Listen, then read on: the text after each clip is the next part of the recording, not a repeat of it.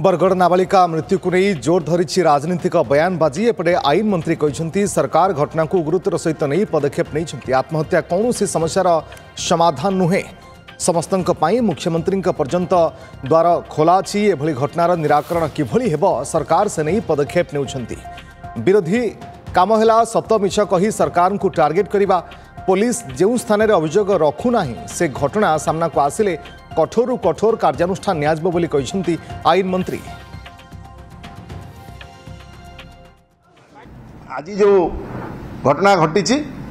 ये भी गोटे दुखदायक घटना। प्रतिदिन कौटना कौटी आज गाईसिलेट गोटे अष्टम श्रेणी झील गोटे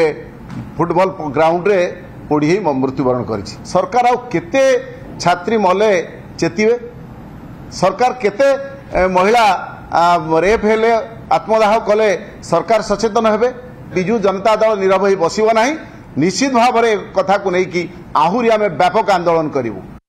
आरंभ में जितेबाला से आंदोलन पुलिस पाक जाऊँगी एवं लोक लोक जाकि पुलिस रे गुहारी करुँच कई बुझापी प्रस्तुत नुहति जेहेतु लोक पुलिस बुझापी प्रस्तुत नुहति बाध्य होई आत्महत्या करुँच कि एठे जना पड़ुची एठे सरकार संपूर्ण भाव में विफल होती सरकार ठोस पदक्षेप कौन नौना। समस्त घटनार तदंत केवल नुहे समस्त घटनार निराकरण केमिति हो से सरकार पूरा गंभीरतार सहित से कथा को नहीं से कथार व्यवस्था भी चली। विरोधी टार्गेट करिया विरोधी काम है सत मिछ कही किसी कथार टार्गेट करिया से टार्गेट करंतु आम से व्यथित नुहे किंतु आमे व्यथित एइथिपाई जे जो जीवन हानि होउची कि जो भली भाव में कहीं कष्ट